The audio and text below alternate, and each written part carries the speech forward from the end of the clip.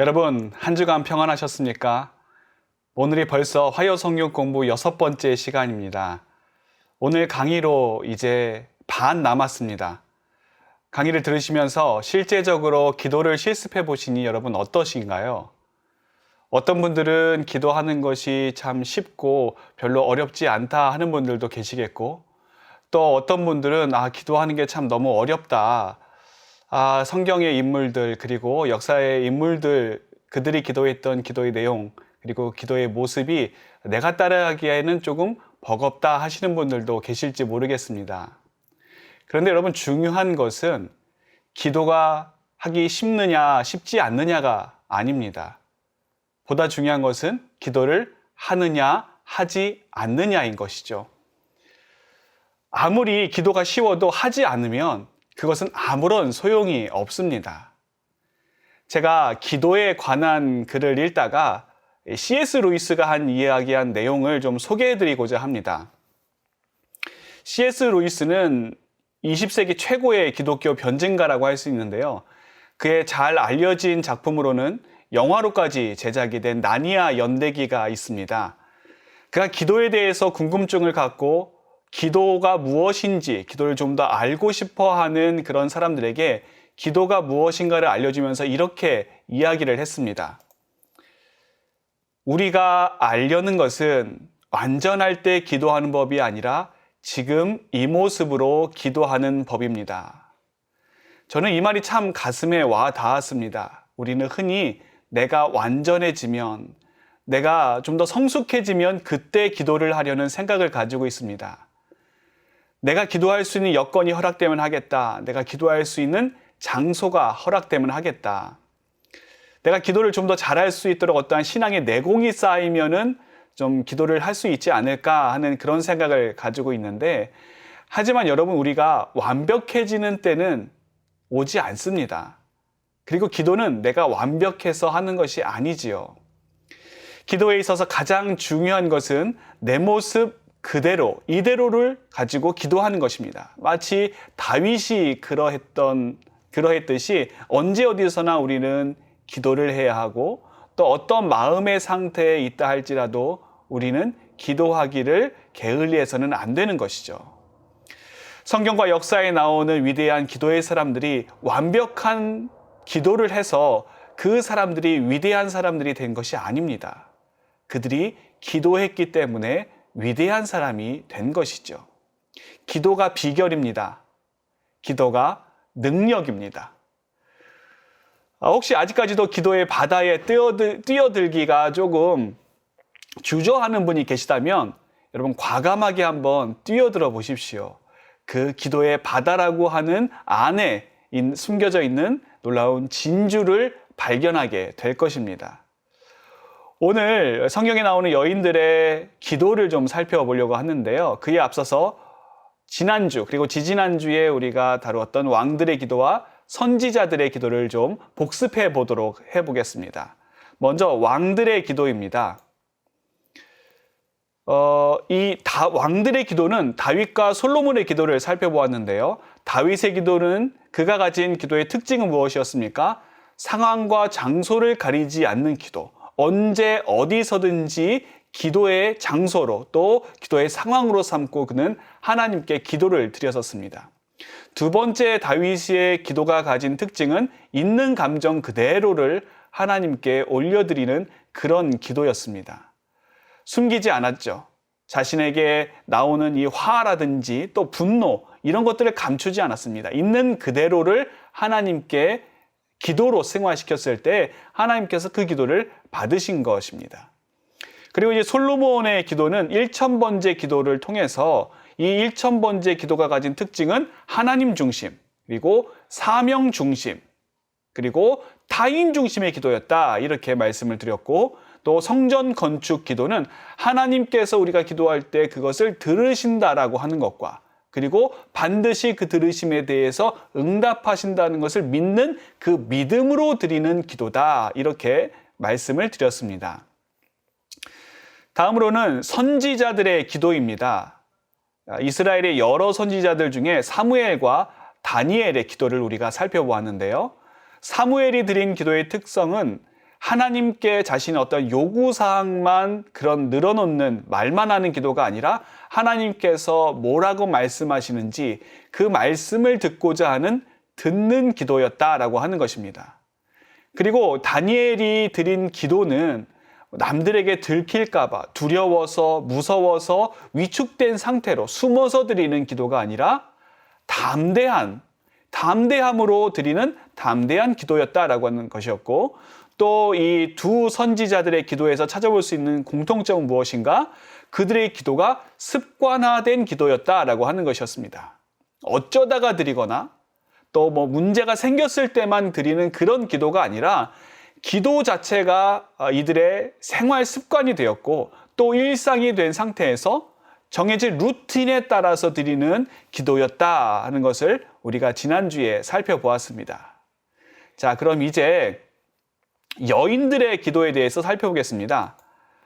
성경에 남성들의 기도가 많이 나오고 여성들의 기도는 별로 없을 것이라고 생각하는 분들이 있을지 모르겠는데요. 그렇지 않습니다. 의외로 성경을 읽다 보면 여인들의 기도가 많이 등장하고 또 많이 기록되어 있는 것을 찾아볼 수가 있습니다. 그 여인들의 했던 기도의 내용들을 보면 남성들의 어떠한 투박하고 직선적인 그런 기도의 내용보다 훨씬 수려하고 또 훨씬 이 감성적인 아름다운 기도문을 그들이 가지고 기도했던 것을 우리가 볼 수 있습니다. 그 중에서 오늘은 이제 두 여인의 기도를 살펴보려고 하는데요. 첫 번째 여인은 한나입니다. 한나. 한나는 흔히 기도의 어머니라고 하는 별명이 붙여져 있죠. 이 기도의 어머니라고 하는 별명은 한나가 원래는 아이가 없었는데 하나님께 서원하는 기도를 통해서 아이를 갖게 됩니다. 그 아이가 사무엘이죠. 그렇기 때문에 이 한나에게는 기도의 어머니라고 하는 그런 별명이 붙여지게 되었는데요. 우리가 이 사무엘의 어머니인 한나와 좀 헷갈리는 사람이 있습니다. 누구냐 하면 누가복음에 나오는 예수님의 탄생에 대해서 예언했던 안나라고 하는 선지자입니다. 한나와 안나, 약간 비슷하죠. 이 안나는 결혼한 후에 남편과는 딱 7년만 살았습니다. 그리고 남편이 먼저 가시고 그 후에 쭉 홀로 사셨는데 그의 나이가 84세가 되었다. 이렇게 성경은 기록합니다. 그리고 이 안나의 특징에 대해서 이 사람은 성전을 떠나지 아니하고 주야로 금식하며 기도함으로 섬겼다라고 말씀하고 있습니다.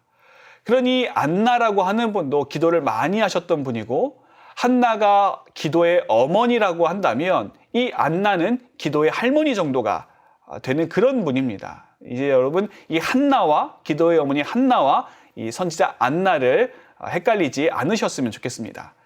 다시 한나로 넘어와서 한나의 기도가 가진 이 특징을 좀 살펴보고자 하는데요. 지난주에 잠깐 살펴보았듯이 한나는 원래 아이를 갖지 못하는 여인이었습니다. 더구나 그의 적수인 분인나는 이 자녀에 대한 문제로 끊임없이 한나를 괴롭혔습니다. 하루는 한나가 마음이 괴로워서 하나님께 통곡하며 이렇게 기도했습니다. 만군의 여호와여, 만일 주의 여종의 고통을 돌보시고 나를 기억하사 주의 여종을 잊지 아니하시고 주의 여종에게 아들을 주시면 내가 그의 평생에 그를 여호와께 드리고 삭도를 그의 머리에 대지 아니하겠나이다. 한나가 오랫동안 기도를 하는데 소리내어서 기도하는 것이 아니라 속으로 기도했습니다.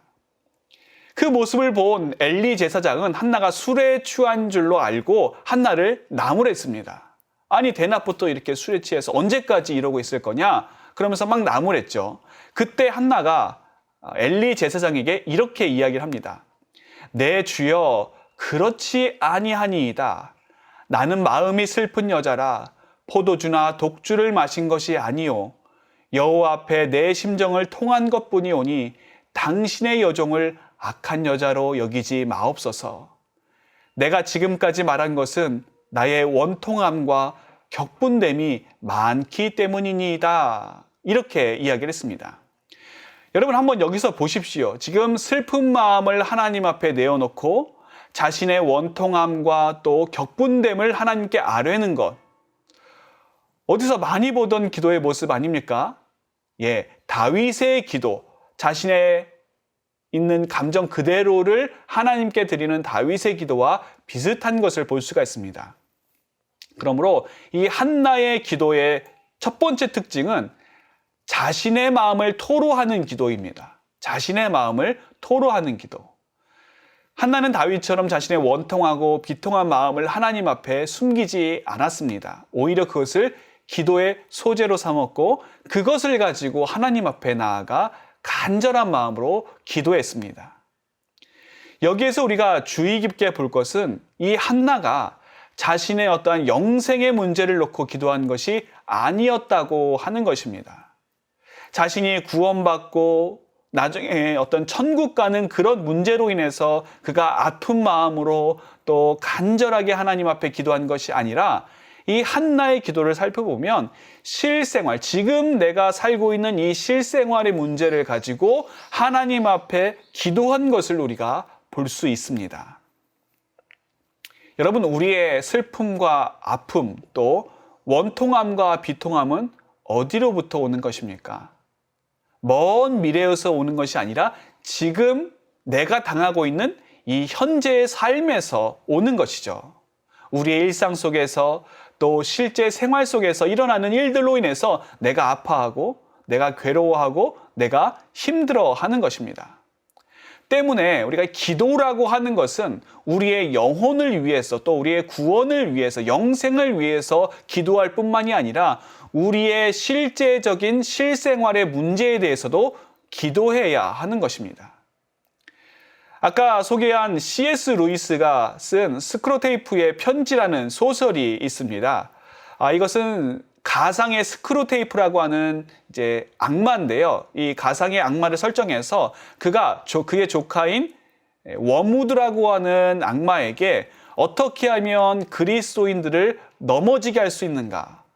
어떻게 하면 이 그리스도인들을 그 믿음의 길에서 벗어나게 할 수 있는가? 그 비결을 편지의 형식으로 아주 재밌게 쓴 소설입니다. 거기에 보면 이제 그 스크루테이프가 기도에 대해서 이야기하는 부분이 있는데요. 그가 하는 이야기를 한번 들어보십시오. 내 환자가, 여기서 말하는 환자는 그리스도인을 말합니다. 내 환자가 기도하는 것을 막을 수는 없다. 그러나 그의 기도를 무용지물로 만들 방책은 있다. 그것은 그가 늘 아주 영적으로만 기도하도록 만들면 된다. 그의 어머니가 시달리는 류머티즘이랑 제쳐둔 채 늘 어머니의 영적 상태에만 신경 쓰게 하는 것이다. 여러분, 우리의 기도가 너무 현실의 문제에만 매달려 있고 또 이 땅에서 잘 되고 성공하는 것에만 집중되어 있다면 그것은 분명 잘못된 기도이죠. 건강하지 못한 기도입니다. 하지만 그렇다고 우리가 현실의 문제에 대해서는 눈을 감고 지금 내가 당하고 있는 또 겪고 있는 일에 대해서는 부정하고 전혀 현실 문제로 인해서 기도하지 않는다고 한다면 나의 기도가 오로지 영적인 문제로만 채워져 있다고 한다면 그 기도 또한 사변적이고 또 추상적인 기도로 흐를 수가 있는 것입니다. 여러분, 우리가 기도하는 기도의 목적이 무엇입니까? 계속해서 이 부분에 대해서 말씀드리지만 기도의 목적은 하나님의 뜻을 찾는 것입니다. 그러므로 우리가 영적인 문제에서만 하나님의 뜻을 찾는 것이 아니라 실제적이고 또 현실적인 문제에서도 하나님의 뜻을 찾고 이 가운데 하나님께서 어떤 계획이 있으신지, 하나님께서 원하시는 바가 무엇인지를 찾고 구하는 것이 건강한 기도의 모습인 것이죠. 우리가 힘들고 어려울 때 우리의 마음을 그대로 토로하는 것은 하나님 앞에서 추하거나 부끄러운 모습이 아니라 가장 솔직하고 또 가장 아름다운 모습입니다. 우리를 만드신 하나님께서 우리를 모르시겠습니까? 우리가 얼마나 연약하고 또 우리가 얼마나 부족한 존재인지 우리 자신보다 하나님께서 더 잘 아시죠. 그렇기 때문에 한나와 같이 또한 다윗과 같이 자신의 심정, 자신의 마음을 그대로 토로하는 것은 이것을 가지고 하나님 앞에 아뢰는 기도는 하나님께서 받으실 만한 기도가 된다는 것을 우리는 잊지 말아야 합니다. 한나가 가진 기도의 두 번째 특징이 있습니다. 그것은 드림의 기도라고 하는 것입니다. 우리는 흔히 한나가 아들을 달라고 해서 그 아들을 달라는 기도를 서원 기도라고 이제 이야기를 하죠. 서원 기도를 했다, 그렇게 알고 있는데, 이 서원 기도는 하나님께서 저의 기도의 제목들, 또 기도의 소원들을 들어주시면 저도 하나님께 이러이러한 그러한 일들을 해드리겠습니다 라고 하는 서원을 하는 기도가 이 서원 기도입니다. 이 서원 기도의 원형은 우리가 야곱의 기도에서 찾아볼 수가 있는데요. 야곱이 아버지 이삭을 속이고 장자의 축복을 이제 받죠. 이것을 안 형인 에서는 야곱을 죽이려고 하자 어쩔 수 없이 야곱은 어머니 리브가의 도움을 받아서 외삼촌 라반의 집으로 도망가게 됩니다. 한참을 가는데 이제 루스라고 하는 땅에 이르렀을 때 거기서 노숙을 하게 되죠. 주변에 굴러다니는 돌을 가지고 돌 베개를 삼아서 잠을 자고 있는데, 그날 야곱은 그 유명한 하늘의 사다리의 꿈을 꾸게 됩니다. 그때 이 야곱은 잠에서 깨어나서 하나님께서 여기 계시는구나 라는 것을 깨닫게 되죠. 그러면서 그곳의 이름을 베델이다, 하나님의 집이다, 이렇게 명명을 하게 됩니다. 그러면서 하나님께 세 가지 서원 기도를 드리는데요. 만일 하나님께서 저를 지켜주시고 또 저로 하여금 다시 고향 땅, 이 아버지의 집으로 무사히 돌아오게 해주신다면 제가 이러이러한 것들을 하나님께 해드리겠습니다 하고 세 가지를 이야기합니다. 첫 번째는 여호와 하나님께서 나의 하나님이 되실 것입니다. 그리고 두 번째는 제가 기둥으로 세운 이 돌이 하나님의 집이 될 것입니다. 그리고 세 번째는 하나님께서 제게 주신 모든 것의 10분의 1, 즉 11조를 하나님께 온전히 드리겠습니다. 평생 드리겠습니다. 이것이 이 야곱이 했던 서원 기도였습니다. 이렇게 하나님께 서원 기도하는 것은 이스라엘 사람들에게는 보통의 일이었습니다.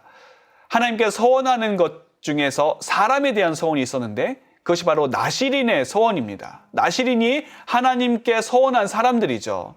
한동안 우리 한국 교회에도 이 서원 기도가 많이 드려졌던 적이 있었습니다. 특히 한나처럼 하나님께서 자녀를 주시면 하나님께 드리겠다라고 하는 부모님들이 많이 계셨습니다. 그래서 제가 신학교에 다닐 때 어떻게 해서 신학교에 들어왔는지 서로 이야기하는 시간이 있는데요.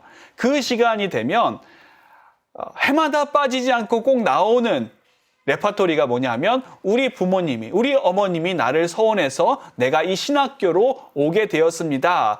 그렇게 이야기를 하는 사람들이 해마다 거의 빠지지 않고 있었습니다. 그런데 여러분, 우리가 이 서원 기도에 대해서 조금 오해하는 부분이 있습니다. 이것을 어떠한 하나님과 일종의 거래라고 생각하는 것이죠. 내가 원하고 바라는 것을 하나님께 드리고 하나님께서 그것을 들어주시면 나도 하나님께서 원하시는 어떠한 것을 드리겠다. 소위 이제 성의 표시를 하겠다라고 하는 것이죠. 하지만 여러분 한번 생각해 보십시오. 하나님께서 뭐가 그렇게 필요하시겠습니까? 더구나 우리가 드리는 것, 그것이 얼마나 된다고, 하나님께 얼마나 도움이 된다고 그것이 하나님께 어떠한 거래할 수 있는 그런 내용이 되겠습니까? 그렇기 때문에 이 서원 기도라고 하는 것은 일종의 거래로서 혹은 기브 앤 테이크로서 접근해서는 안 되고 하나님과의 인격적인 약속의 면으로 보아야 합니다. 내가 하나님께 약속한 이러한 부분을 신실하게 지키겠습니다. 내가 하나님께 서원한 이 부분을 성실하게 이행하겠습니다라고 하는 나아드림, 자기 드림의 입장에서 이 서원 기도를 바라봐야지, 내가 하나님께 이만큼 했으니까 하나님도 나에게 이만큼 해주십시오. 이것은 교만한 마음인 것이지요. 이 한나의 서원 기도를 보면 그 특징을 잘 알 수 있는데요. 여러분, 지금 한나가 구하는 것이 무엇입니까? 아들입니다, 아들. 이 아들은 당시에는 어머니에게 있어서 면류관과 같은 존재였습니다. 우리나라도 예전에 그랬지요. 아들을 낳아야 대접을 받았습니다. 딸들은 뭐 아무리 많이 낳아도 소용없고 아들을 낳아야 가문에서 대접받고 인정받던 때가 있었습니다. 근데 이스라엘도 마찬가지입니다. 어머니는 아들을 낳아야 돼요. 그래서 이 아들이 남편의 가업을 잇는 것이 어머니로서 해야 될 아주 중요한 의무이고, 또 그것이 이 어머니의 인생에 있어서 가장 중요한 일이 되었습니다. 그런데 한나는 하나님께 아들을 구하면서 그 아들을 제게 주시면 대신 하나님께 뭘 드린다고 합니까? 주신 아들을 드린다라고 하는 거예요. 여러분, 만일 이것이 거래라면 빵점짜리 거래입니다. 아니, 아들을 주시면 뭐 나에게 있는 어떤 것을 드리겠다든지, 뭐 나의 전 재산을 드리겠다, 아니면 나의 뭐 건강을 드리겠다, 나의 소중한 물건을 드리겠다, 이래야 되는데, 한나는 아들을 주시면 하나님께 그 아들을 그대로 드리겠습니다 라고 하니까, 여러분, 이것은 만일 거래로서의 기도라고 한다면 빵점짜리죠. 잘못된 기도인 것이죠. 그것도 이 한나가 이 아들을 언제까지 드린다고 합니까? 평생, 그의 평생 동안 하나님께 드리겠다라고 하는 서원을 하고 있는 겁니다. 원래 나시린은 두 가지 방식이 있습니다. 하나는 평생 동안 나시린으로서 서약을 하는 경우가 있고요. 또 하나는 일정 기간 동안만 나시린으로서 하나님께 서원하는 그런 부분이 있는데요. 아니, 그렇게 기다리던 아들을 주셨으면, 그래서 그 아들을 만약에 드려야 된다라고 한다면 잠깐 동안만 드려도 되는 것 아닙니까? 일정 기간만 드리고 나머지는 집으로 돌아와서 부모님과 함께 행복하게 살면 될 텐데, 지금 이 한나는 주시는 아들을 온전히 하나님께 드리겠다, 그의 평생을 하나님께 드리겠다라고 지금 이야기하고 있는 것입니다. 이것을 보면 한나가 드린 서원 기도의 목적은 하나님으로부터 무엇인가를 얻어내기 위해서, 또 무엇인가를 받기 위한 기도가 아니라 오히려 하나님께 드리기 위한 기도임을 우리가 알 수가 있는 것이죠. 한나가 하나님께 드린 이 아들 사무엘은 하나님께 귀하게 쓰임을 받았습니다. 하나님께서 이 한나의 드림을 기쁨으로 받으신 것이죠. 한나의 기도를 보면서 우리가 생각해 볼 부분이 있습니다. 무언가 나의 필요를 위해서 기도할 때 하나님께서 그것을 들어주셔야 되는 이유가 무엇인가 하는 것입니다. 예를 들어서 우리 자녀들이 좋은 대학에 들어가도록 기도를 한다라고 볼 때, 왜 우리 자녀들이 좋은 대학에 들어가야 됩니까? 뭐 이 세상에서 자기 혼자 좋은 대학 들어가서 잘 먹고 잘 살고 평안히 살기 위해서 그런 것입니까? 이것은 자기가 받기만을 바라는 자기 받음의 기도인 것이죠. 우리 남편 사업 잘 되고 하는 일마다 성공하고 또 건강하게 해달라고 기도하는 경우가 있는데, 여러분, 왜 그래야 됩니까? 그냥 뭐 돈 많이 벌고 좀 더 큰 집에서 살고 좀 더 좋은 차를 타고 좀 더 좋은 명품을 위해서 그런 거라면 그것은 기복주의 신앙인 것이죠. 하나님의 자녀는 나의 필요를 위해서 하나님께서 들어주셔야 되는 것이 아니라 하나님께 드리기 위해 하나님께서 응답해 주시도록 구해야 하는 것입니다. 기도의 모습은 같은 서원 기도라고 할지라도 자기 중심이 되는 자기 받음의 기도와 하나님께 드리는 것이 목적인 자기 드림의 기도는 기도의 방향이 완전히 다른 것이죠. 기도의 중심이 완전히 다른 것입니다. 하나님께서는 우리의 마음을 이미 아십니다. 그러므로 우리가 어떠한 동기로 하나님께 구하는지도 다 알고 계시죠.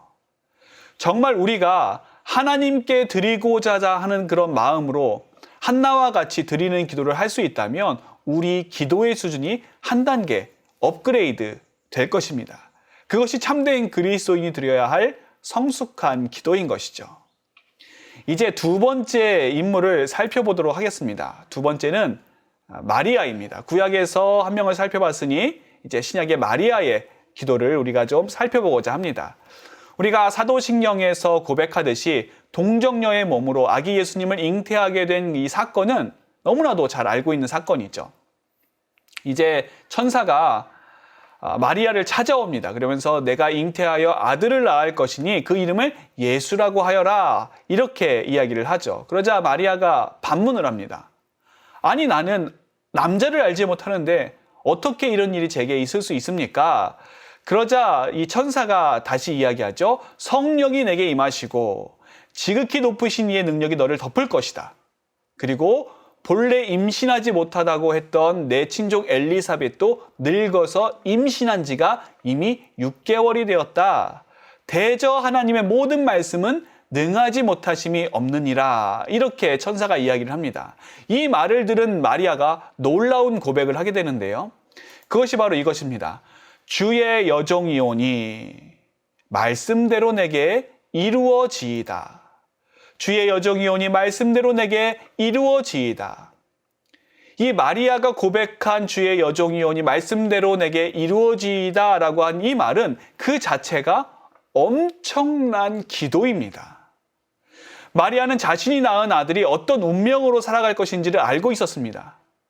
물론 마리아가 예수님께서 십자가에 달려 돌아가실 것과 또 사흘 만에 다시 부활하실 것에 대해서 정확하게 알고 있었는지는 우리는 알 수 없지만 적어도 그녀가 낳은 아들이 보통 사람으로 살 수 없을 것이라고 하는 것은 분명히 알고 있었죠. 더군다나 여러분, 하나님의 아들이라니요. 도대체 자기 같은 시골 처녀가 이런 엄청난 일을 어떻게 감당한다는 것입니까? 당시 시대로서는 만일 처녀가 결혼도 하지 않았는데 임신했다. 그것이 밝혀지게 되면 돌맞아서 죽을 수 있는 상황이었는데 이것을 누구에게 말할 수 있습니까? 또 누구에게 말한들 그 사람이 믿어주겠습니까? 누가 믿어주겠습니까? 아무도 믿을 수가 없는 것이죠. 이것저것 따지고 이것저것 다 재면 마리아는 지금 이 말씀을 받아들일 수가 없는 상황입니다. 그런데 정말 귀하게도 마리아는 자신의 진심을 담아서 이렇게 기도합니다. 주의 여종이오니 말씀대로 내게 이루어지이다. 정말 놀라운 순종이 아닐 수 없습니다. 이 순종이 마리아가 기도한 기도의 특징이죠. 때문에 우리는 마리아의 기도를 순종의 기도다라고 할 수가 있습니다. 여러분, 어머니 마리아의 입장에서 한번 생각해 보십시오. 아들을 놓고 생각할 때 그 마음에 두려운 마음이 왜 없었겠습니까? 염려되는 마음이 왜 들지 않았겠습니까? 아들이 장성해서 집을 나가 돌아다니는데 하루는 들리는 소문이 귀신 들렸다라고 하는 거예요. 어머니로서 걱정이 안 됩니까? 당연히 되죠. 그래서 동생들을 데리고 힘들게 아들을 찾아갔더니 그 아들이 기껏 한다는 말이 무엇입니까? 누가 내 어머니며 누가 내 형제냐? 누가 내 동생들이냐? 하나님의 뜻대로 행하는 자가 내 형제 자매요 내 어머니다. 이런 말만 하고 있으니까 얼마나 마리아가 심적으로 힘들었겠습니까? 얼굴도 안 보여주고요. 또 아들이 여기저기 다니면서 놀라운 기적들을 행하는데 때로는 정말 내 아들이 맞나 싶을 때도 있을 것이고, 그리고 유대인들이 예수님에 대해서 적개심을 품었던 여러 사건들을 보면서 저러다 큰일 나는 거 아닌가 하는 생각이, 걱정이 들기도 했을지 모르죠. 아마 마리아는 예수님의 어머니로서 살 동안은 늘 불안과 염려 속에 살았을지도 모릅니다. 그렇기 때문에 마리아가 했던 주의 여종이오니 말씀대로 내게 이루어지이다라고 하는 것은 단순한 순종의 기도가 아닙니다. 자신의 눈물이 담기고요. 자신의 아픔과 고통이 담기고 정말 자신의 모든 뼈마디가 다 갈아넣는 듯한 그런 괴로움과 시련이 있을 것이지만 그럼에도 불구하고 나는 주의 말씀에 순종하겠다. 그럼에도 불구하고 나는 하나님의 말씀에 순종하겠다라고 하는 엄청난 순종의 고백이 이 기도 안에 담겨져 있는 것입니다. 이 놀라운 기도를 한 후에 마리아는 일명 마리아 찬가라고 하는 찬양의 고백, 찬양의 기도를 드립니다. 그것이 누가복음 1장 46절부터 55절에 기록되어 있는데요. 제가 한번 읽어보겠습니다. 마리아가 이르되 내 영혼이 주를 찬양하며 내 마음이 하나님 내 구주를 기뻐하였음은 그의 여종의 비천함을 돌보셨습니다. 보라, 이제후로는 만세의 나를 복이 있다 일컬으리로다. 능하신 이가 큰 일을 내게 행하셨으니 그 이름이 거룩하시며 긍휼하심이 두려워하는 자에게 대대로 이르는도다. 그의 팔로 힘을 보이사 마음의 생각이 교만한 자들을 흩으셨고 권세 있는 자를 그 위에서 내리치셨으며 비천한 자를 높이셨고 줄이는 자를 좋은 것으로 배불리셨으며 부자는 빈손으로 보내셨도다. 그종 이스라엘을 도우사 긍휼히 여기시고 기억하시되 우리 조상에게 말씀하신 것과 같이 아브라함과 그 자손에게 영원히 하시리로다 하니라.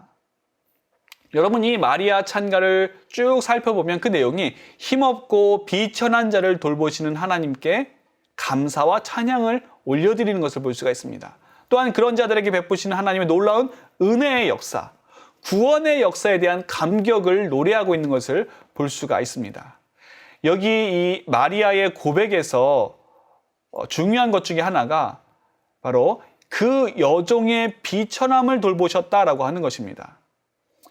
이것은 하나님께서 자신에게 주신 이 예수님을 잉태케 하는 이 놀라운 사역, 이 사역이 어떤 자신의 자격이나 또한 자신의 능력 때문이 아니라 전적인 하나님의 은혜임을 밝히는 것입니다. 그러므로 마리아의 순종은 하나님께서 말씀하신 것에 대해서 내가 큰 마음 먹고 결심하거나 또 나의 각오로 이루어진 것이 아니라 하나님께서 나에게 순종할 수 있는 마음을 주셨다. 그리고 순종할 수 있는 능력을 주셨다. 또한 하나님께서 순종할 수 있는 자격을 나에게 주셨다. 그것을 고백하고 있는 것입니다. 여러분, 진정한 순종은 나로부터 비롯되는 것이 아니죠. 하나님께서 나에게 어떤 일을 맡기실 때는 이미 나로 하여금 이 모든 것들을 감당할 수 있는 힘과 능력을 주십니다. 그렇기 때문에 내가 그 사명을 또 그 사역을 감당할 수가 있는 것이죠. 그렇기 때문에 순종하면서도 내가 하나님께 감사할 수 있는 것입니다. 그런 믿음으로 순종하는 것이 순종이지, 그렇지 않고 마치 내가 하나님께 선심 쓰듯이 내가 큰 마음 먹고 하나님의 말씀에 따라 보겠습니다, 이렇게 하는 것은 교만이지 참된 순종이라고 할 수가 없습니다. 앞에서 보았던 한나와 이 마리아 이 둘의 기도에는 공통점이 있습니다. 그것은 둘 다 아들과 관련된 기도를 하였다라고 하는 것이고, 또 그 아들을 하나님께 드림으로써 이들이 하나님께 크게 쓰임을 받았다라고 하는 것이죠. 어머니로서 자신의 아들이 온전히 하나님께 드림받은 것이 그리 쉽지는 않았을 것입니다. 왜냐하면 어머니에게 있어서 아들은 자신의 모든 것이기 때문에 그렇죠. 그러므로 한나와 마리아는 단순히 아들만 드린 것이 아니라 사실은 자신의 인생 전부를, 자신의 모든 것을 하나님께 드린 것입니다. 우리가 하나님께 순종한다라고 하는 것은 어느 한 부분만 하는 것은 아닙니다. 내가 할 수 있는 것은 순종하고, 또 내가 할 수 없는 것은 좀 피하고, 내가 감당할 수 있는 것은 순종하고, 내가 좀 버겁다라고 느껴지는 것은 나는 못한다라고 하고 피하고, 그런 것이 순종이 아니죠. 우리는 전체를 순종해야 합니다. 우리 인생 전부를 하나님께 드려야 되는 것이죠. 그리고 우리가 그렇게 순종할 수 있는 원동력은 나로부터 비롯되는 것이 아니라 하나님께서 나에게 주시는, 이 하나님께로부터 온다라고 하는 사실을 우리가 꼭 기억해야 하는 것입니다. 벌써 이제 강의를 마치게 되었는데요. 이 강의를 마치기 전에 드림과 순종의 기도, 이 관점에서 좋은 기도문이 있어서 여러분께 소개를 해드리고자 합니다. 우리가 매일 아침 눈을 뜨고 매일 하루하루를 맞이를 하죠. 그 하루 전체를 하나님께 드리는 기도문입니다. 제목은 하루를 시작하는 기도입니다. 아침에 주께서 나의 소리를 들으시리니 아침에 내가 주께 기도하고 바라리이다. 작은 신음소리도 응답하신 주님 사랑합니다. 아침에 주님의 이름을 부르며 시작할 수 있는 은혜는 내 생애 최고의 행복입니다. 선물과 같은 하루를 허락하신 주님, 조금 더 사랑하고 감사하며 나누며 섬기고 살게 하소서. 하루를 마감할 때 내 마음에 아쉬움이 남지 않도록 최고의 하나님께 최선의 삶을 드리게 하소서. 그리고 내일을 기대하며 새벽을 깨웠던 다윗처럼 살포시 눈을 뜨며 새날을 맞이하게 하소서. 나의 사랑, 나의 주님께 오늘을 드립니다. 여러분, 하루를 시작할 때 우리가 하나님께 무엇을 드릴 수 있을까? 이 하루 전부를 드려야 되지 않겠습니까? 여러분, 이번 한 주 한나와 마리아가 드렸던 드림의 기도, 그리고 순종의 기도, 이 기도가 우리의 기도가 되기를 바랍니다. 하루하루를 하나님께 드리며 주의 말씀에 순종하는 우리가 되기를 소원합니다.